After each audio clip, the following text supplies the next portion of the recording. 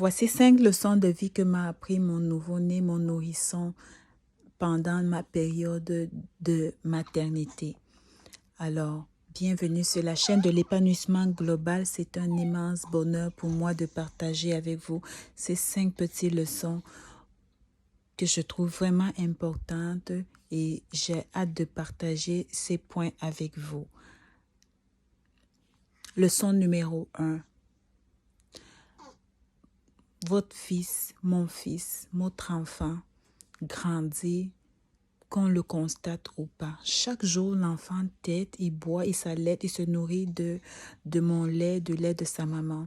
Et du jour au lendemain, quand on le regarde, on ne constate pas une grande différence. Cependant, il grandit. Cependant, il se forme. Cependant, il change. Peut-être on peut le constater sur 2-3 semaines, mais la vérité, c'est que chaque jour, il change.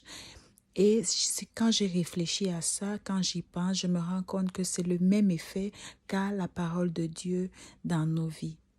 Chaque jour qu'un chrétien se nourrit de la parole, qu'il le constate ou qu'il ne le constate pas, cette parole-là, quand il accepte cette parole-là, comme l'enfant accepte le lait de sa mère, il ne le régurgite pas, il ne le vomit pas, il ne le renvoie pas, mais il l'accepte, il le digère.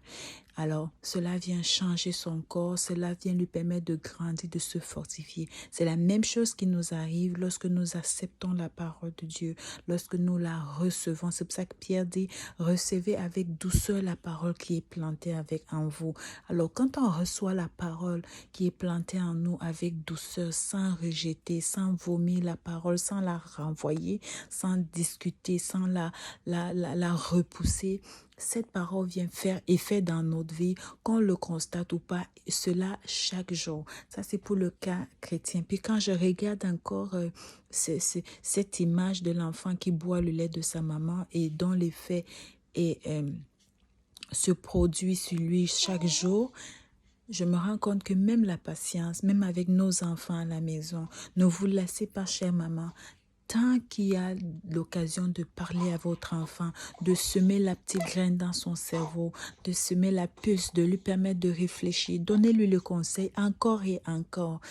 Ne vous lassez pas, mais j'ai déjà parlé une fois, j'ai parlé 2 fois. Pourquoi est-ce que mon enfant continue? Alors, sachez qu'il finit par comprendre. Cela porte du fruit. Ne vous lassez pas en vous disant, j'ai parlé plusieurs fois. Non, continuez de parler, continuez de semer la graine et vous verrez le résultat se fera savoir, se fera remarquer. Le résultat se fera évident. Les petits efforts finiront par produire de grands miracles.